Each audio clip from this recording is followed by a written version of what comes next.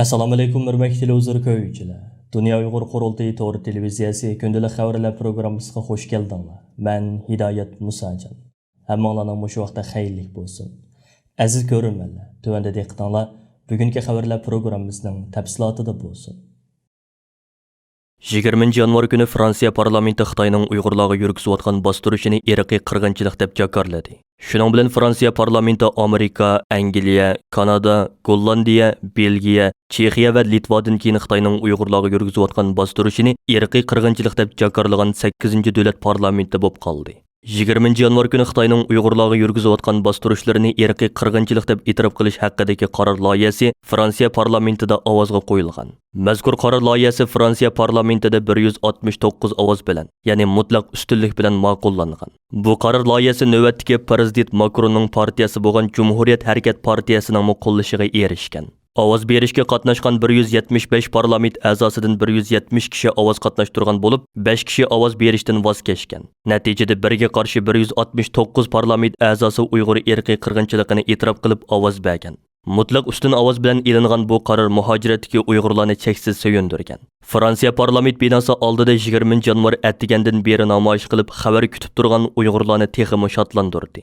Fransiyaning danglik axborot kanallaridan biri bo'lgan Fransiya 24 ning bu vaqtda e'lon qilgan xabarda Fransiya parlamenti payshanba kuni qishliq olimpik tanharakat musobaqasiga 2 hafta qolganda Parij bilan Beyjing o'rtasidagi munosabatning buzilish xavfiga qaramasdan Xitoyning Uyg'ur musulmonlariga qaratilgan bostirishini irqiy qirg'inchilik deb e'lon qildi deyilgan. Fransiya parlamenti yana Fransiya hukumatini Sharq Turkistondagi millatlarni qo'g'dash uchun xalqaro jamiyatni Xitoyga qaratgan tashqi siyosatida zarur tadbirlarni qo'llanishga chaqirgan.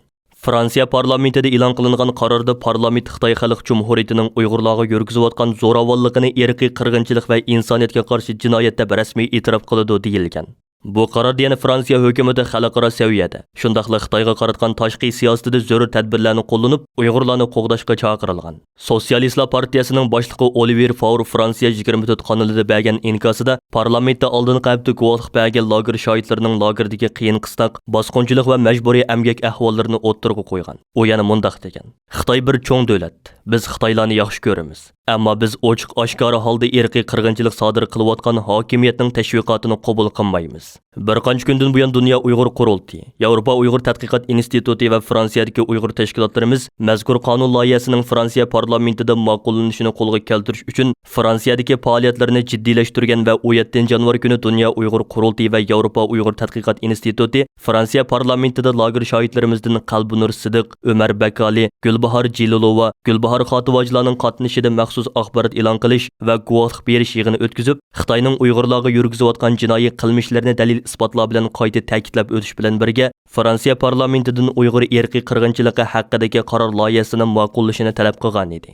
Fransiya parlamentida Uyg'ur irqiy qirg'inchiligi haqidagi qaror loyihasining ovozga qo'yilish yig'iniga kuzatuvchi sifatida qatnash uchun Germaniyadan alayda Fransiyaga yetib kelgan va 20 yanvar Fransiya parlament binosi oldida o'tkazilgan namoyishga bevosita ishtirok qilgan Dunyo Uyg'ur qurultiyining raisi Dolqin Aysa apandim Fransiya parlamentining yuqorqi tarixiy qaroridan keyin o'zining mamnuniyatini ifoda qilib mundaq dedi: Assalomu alaykum. Dunyoning hamma yeridagi aziz Sharq Turkistonlik vatandaşlar.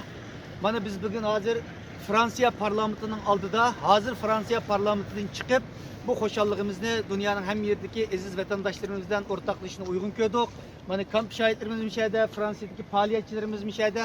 Aylardan buyon Fransiya parlamentidan bugün hazır qabul qilingan mushu faoliyat uchun kecha kunduz xizmat qildi. Bu munosabat bilan bu kecha kunduz bu xizmatni qilgan bizning kamp şahitlerimizga mushu guvohliklarni bergan, dunyoning hamma yeriga chip yurib mushu guvohliklarni bergan kamp şahitlerimizga rahmat etishimiz kerak va shundaqla mushu qarorninki mishadan chiqish uchun parlamentlar bilan kurashgan, matbuotlar bilan kurashgan, Fransiya yoshlarini, xalqini safarbar qilgan Yevropa Uyg'ur tadqiqot markaziga, Yevropa Uyg'ur akademiyasiga, Fransiya Uyg'ur jamiyatiga va shuningga hamkorlashib qilgan butun vatandaşlarga ko'pdan ko'p rahmat aytamiz. Chunki bularning g'ayratlari bilan bugun mana Fransiya parlamentida 169 ovozninki qabuli faqat bir ovozdan rad qilishi bilan naytlik mutlaq ko'p zo'r bir qalbi bilan bu Uyg'ur irqiy qirg'inchiligi Fransiya parlamenti qabul qilindi. Bu tarixiy bir voqea. Hozirgacha mana endi Uyg'ur irqiy qirg'inchiligini to'nigan 8-parlament dunyodagi Ama Birleşken Devletler Teşkilatı Milli Bexaterlik Kengişi'ne a'zo bo'lgan devletning birisi Fransiya. Demek 5 devlet var. Birleşken Devletler Teşkilatı milli dünyanın takdirini belgileydiğin onun birisi Xitay, birisi Rus, kalan üçü Amerika, Angliya ve Fransiya demek. Birleşken Devletler Teşkilatı da dünyada hakikatini yakalaydigan mazlumlarning bir qishi turadigan haqiqiy o'zining kishilik huquq, demokratiya ve adalet dünyada hakikatning ve tinchlikning amalga oshishini orzu qiladigan mana 3 cho'ng davlatning uchinchisining parlamentisidan Uyghur erkiy qirg'inchiligi qabul qilindi. Bu tarixiy bir voqea. Bu munosabat bilan bütün xalqimizga muborak bo'lsin deymiz. Bunu bütün dünya xalqi tabriklashimiz kerak ve shundaqla mushunga kuch chiqargan bütün faoliyatchilarimizga, kamp shohidlarimizga, tashkilot rahbarlarimizga rahmat aytishimiz kerak. Rahmat, hammamizga muborak bo'lsin. Angliya parlamenti Angliya hukumatini Xitoyning Uyg'urlarga qaratayotgan zulmiga qarshi yanada ko'p tadbir qo'llanishga chaqiradigan qaror loyihasini ma'qulladi. 20 yanvar payshanba kuni Angliya parlamenti a'zolari parlament a'zosi Nusrat G'ani xonim tomonidan tanishtirilgan qaror loyihasi ustida bas munozara qilgan. Bu munozaraga Uyg'ur sud kollegiyasining Uyg'urlarga qaratilayotgan zulmni irqiy qirg'inchilik deb bekitishi turtki bo'lgan ishkan. Munozaradan keyin parlament a'zolari to'liq ovoz bilan qaror loyihasini ma'qullab, Angliya hukumatini yanada ko'p Xitoy amaldorlariga jazo tadbiri yurgizish, import cheklamalarini e'lon qilish va shuningdek boshqa usullar orqali tadbir qo'llanishga chaqirgan.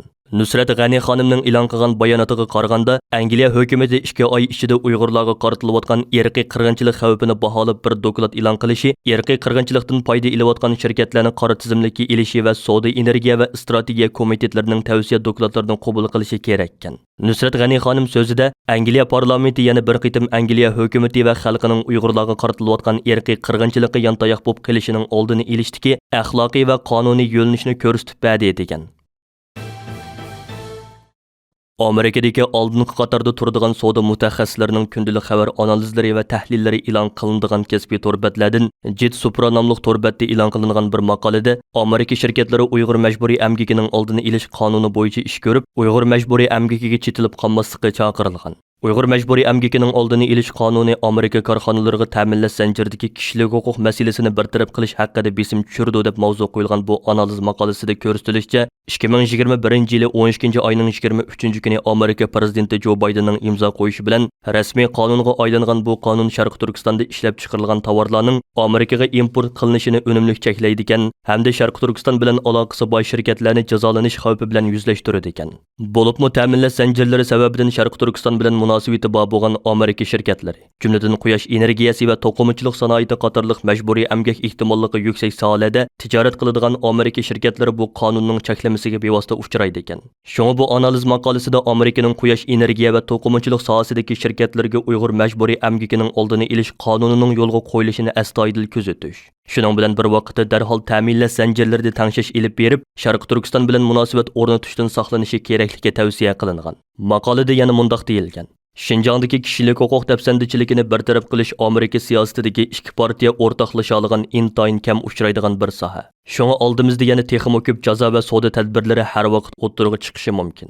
Yangi siyosatlar o'tirg'i chiqqanda Amerika korxonalari diqqat qilishi kerak. Shirkatlar ta'minlash zanjirlarini astoydillik bilan tekshirib, ularning Şinjan yoki shuningga o'xshash boshqa ishchilar huquqi yoki kishilik huquq masalasi bilan aloqasi yo'qligiga kafolatlik qilishi kerak. Amerikaning NBC Sports televiziya kanali 2022 yillik Beijing qishliq olimpik musobaqasiga xizmatchilarni avatmaydiganligini jakarlagan. 19 yanvar kuni mazkur kanal doiralari Xitoy qishliq olimpikini naq maydondan xabar qiladigan NBC Sports kanali xizmatchilarining koronavirusi yuqumi sababidan Beijingga bormaydiganligini, aslida planlangan figura chiqarib muz telish, qor telish qatorliq musobaqalarning tarqitishlarida belgilik o'zgarish bo'ladiganligini bildirgan. Ularning bu qarori Amerikadagi tantarbiya sohasida hayronlik qo'zg'agan bo'lib, ijtimoiy taratqularda bu qitimliq olimpikning haqiqatan odatdan tashqari olimpik bo'ladiganligi munozara qo'zg'agan. Garchi NBC Sports kanali koronavirusi yuqumi sababidan Beijingga bormaydiganligini bildirgan bo'lsa-mu, biroq ular uzundan beri irqiy qirg'inchilik bilan shug'ullanayotgan Xitoy hokimiyati sohibxonlik qiladigan qishliq olimpikni boykot qiluvchilarning nishoniga aylangan edi. Nurg'ulg'an kishilik huquq tarafdorlari NBC kanalini Xitoyning irqiy qirg'inchilik olimpikini xabar qilmaslikka, Xitoy hukumatining tashviqot quroliga aylanmaslikka chaqirib kelgan. NBC kanalining Beijingga bormaslikni qaror qilishida buning ta'siri bor yo'qligi aniq bo'lmasa-mu, ammo bu borgan sari ko'p davlatlar Beijing qishliq olimpikini diplomatik boykot qilayotgan bir paytda kuchli diqqat qo'zg'adi. Hozirgacha Amerika, Angliya, Kanada, Avstraliya, Litva, Belgiya, Daniya, Shvetsiya qatorliq davlatlar Xitoy hukumatining Uyg'urlarga qaratgan irqiy qirg'inchiligini nazarda tutib turib, Beijing qishliq olimpiyaga hukumat amaldorlarini avatmaydiganligini jakarlagan. Yaponiya diplomatik boyqut so'zini qo'llanmagan bo'lsa-mu, biroq Yaponiya hukumat amaldorlarining Beijing qishliq olimpik musobaqasining ochilish murosimiga qatnashmaydiganligini bildirgan edi. Dünya Uyghur Qurultayı 13 yanvar maxsus chaqiriqnoma e'lon qilib, har qaysi ellarda faoliyat olib berayotgan Uyg'ur tashkilotlarini, siyosiy faoliyatchilarimizni va avom xalqimizni Beijing irqiy qirg'inchilik olimpiki boshlanadigan 4 fevral kuni o'zlari turishliq davlatlarda ham Beijing qishliq olimpik yig'inini boyqut qilish hamda g'ulji qirg'inchiligining 25-yilligini xotirlash munosabati bilan bir tutash holda keng ko'lamli norozilik faoliyatlarini uyushtirishga chaqirdi. Chaqiriqnomada aynan mundaq deyilgan: Dünyanın her qaysi joylarida yaşayotgan Sharq Turkistonlik aziz qeyrindoshlar, ko'plagan demokratik ellarning o'xshamagan shaklda boyqut qilishiga, shundaqla xalqaroliq kishilik huquq tashkilotlarining kuchli noroziligiga uchrab kelgan 2022-yillik Beijing irqiy qirg'inchilik olimpiki 4 fevral kuni boshlanish oldida turmoqda. Yana bir tarafdan Beijing qishliq olimpikining 2-kuni bo'lsa 1997-yili yuz bergan 5 fevral g'ulji qirg'inchiligining 25-yillik xotira kunidan iborat. Shuning uchun Dünya Uyg'ur Qurultayı har qaysi ellarda faoliyat olib berayotgan butun tashkilotlarimizni, siyosiy faoliyatchilarimizni va avom xalqimizni Beijing irqiy qirg'inchilik olimpiki boshlanadigan 4 fevral kuni o'zlari turishliq davlatlarda ham Beijing qishliq olimpik yig'inini boyqut qilish hamda g'ulji qirg'inchiligining 25-yilligini xotirlash munosabati bilan bir tutash holda keng ko'lamli norozilik faoliyatlarini uyushtirishga chaqiradi. Aziz qeyrindoshlar, chet ellardagi har qaysi tashkilotlarimizning, fidokor siyosiy faoliyatchilarimizning va jasur xalqimizning 2 yildan ko'proq vaqtdan buyon dunyo miqyosida 2022-yillik Beijing qishliq olimpikini boyqut qilish maqsadida tinimsiz elib berayotgan norozilik harakatlari natijasida bugun Beijing qishliq olimpikini boyqut qilish harakati xalqaro zo'r bir harakatga aylandi. Xalqaro sahnalarda Uyg'ur irqiy qirg'inchiligi bilan Beijing qishliq olimpiki birga talaffuz qilinadigan holga keldi. Dünya Uyg'ur Qurultayı, Tibet va boshqa kishilik huquq tashkilotlari tarafidan bundan 2 yil burun qurib chiqilgan 2022-yillik Beijing qishliq olimpikini boyqut qilish ittifoqiga qatnashgan xalqaro tashkilotlarning soni uzluksiz ko'payib, bugun 200 dan eshib ketdi. Beijing qishliq olimpikini dunyo miqyosida boyqut qilish harakati Uyg'ur irqiy qirg'inchiligi masalasining xalqaroda texmi yuqori pallaga ko'tarilishiga vasila bo'ldi. 4 fevral Beijingda boshlanadigan qishliq olimpik musobaqasini umumyuzlik yoki diplomatik boyqut qilish masalasi bugun kishilik huquq, demokratiya ham g'arb qimmat qarishi nuqtasidan g'arb davlatlari duch kelayotgan og'ir sinoqlarning biriga aylandi. Hozirga qadar Amerika, Angliya, Kanada, Avstraliya, Yangi Zelandiya, Litva, Belgiya, Avstriya qatorliq bir qism davlatlar 2022-yillik Beijing qishliq olimpik musobaqasini diplomatik boyqut qilgan yoki turli sabablar bilan bu musobaqaga davlat rahbarlarini qatnashtirmaydiganligini e'lon qildi. Dunyoga to'nilgan chet ellik ba'zi haqiqatparvar tanharakatchilarmi mardonalik bilan o'tirg'i chiqib, Xitoyning Uyg'urlar ustidan yurgizayotgan irqiy qirg'inchiligini qattiq ayblashga boshladi. Mana bu natijalar chet ellardagi Uyg'ur tashkilotlarimizning va fidokor xalqimizning issiq sovuqqa, yerish charchashga qaramay 2 yildan ko'proq vaqtdan buyon uzluksiz elib berayotgan norozilik harakatlarining bevosita mas'ulidan iborat. Bu munosabat bilan Dünya Uyg'ur Qurultayı bo'lib sifatimiz bilan har qaysi tashkilotlarimizga va fidokor jasur xalqimizga alohida minnatdorligimizni va hurmatimizni qayta izhor qilamiz. Aziz qeyrindoshlar, Gerçi 2022-yillik Beijing qishliq olimpikini boyqut qilish masalasida Xitoyga qarshi intayin kuchli bir xalqaro besim shakllangan bo'lsa-mu, afsuski Xalqaro Olimpik Komiteti olimpikning ruhiga xilof holda 2022-yillik qishliq olimpik yig'inini Xitoydek zolim, diktator va fashist bir davlatda o'tkazish qaroridan aslo voz kechgani yo'q. Yana nurg'un davlatlar aniq pozitsiya bildirishdan o'zini qochirayotgan yoki tavrinish ichida qolgan bir vaziyatda turmoqda. 2022-yillik Beijing qishliq olimpiyaga sponsor bo'lgan ko'plagan xalqaro shirkatlar va donliq markalarmi Xitoydan oladigan foyda manfaatlardan mehrini uzalligini yo'q. Shuning uchun har qaysi tashkilotlarimizdan, fidokor siyosiy faoliyatchilarimizdan va jasur xalqimizdan 2022-yillik Beijing qishliq olimpik yig'inining ochilish murosimi o'tkaziladigan 4 fevral kuni yana bir qitim zo'r g'ayratga kelib, o'zlari turishliq davlatlarda keng ko'lamli norozilik harakatlarini elib berish orqali Beijing irqiy qirg'inchilik olimpikini boyqut qilish harakatini yuqori pallaga ko'tarishga chaqiramiz. Aziz qeyrindoshlar, Hammamizga ma'lum bo'lganidek, mustabid Xitoy hokimiyatining g'ulji yoshlari orasida futbol musobaqalarining o'tkazilishini, mashrab o'tkazishi va g'ulji xalqining an'anaviy tanharakat faoliyatlari bilan shug'ullanishini qattiq ma'ni qilishi 1997-yildagi 5-fevral g'ulji qirg'inchiligining maydoniga kelishiga sababchi bo'lgan asosli omillardan biri edi.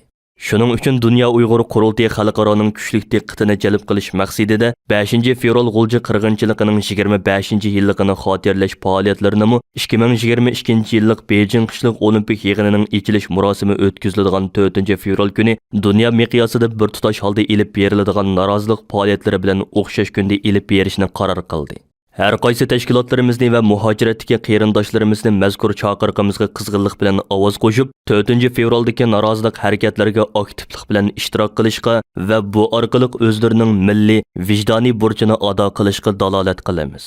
Korona vabosi sababidan namoyish o'tkazish imkoniyati bo'lmagan davlatlardagi tashkilotlarimizni va siyosiy faoliyatchilarimizni axborot va bayonot e'lon qilish, munosabatli organlarga norozilik maktublarini yo'llash, tor muhokama yig'inlarini uyushtirish qatorliq shakllar bilan 4-fevraldagi norozilik harakatiga ovoz qo'shishga chaqiramiz. Hurmat bilan Dunyo Uyg'ur qurultiyi. Hurmatli ko'ruvchilar, yuqorida Dunyo Uyg'ur qurultiyi to'g'ri televiziyasi kundalik xabarlar programmasida diqqatingizga sundiq. Keyin qitimliq programmamizni ko'rishaylik. Ko'rishga omon bo'lgaysizlar. Xayr xo'sh. Erkinlik yolida sudek aktı bizning qanimiz. Sen uchun ey yurtimiz, fido bo'lsin jinimiz. Qon kechib, ham jon berib, axir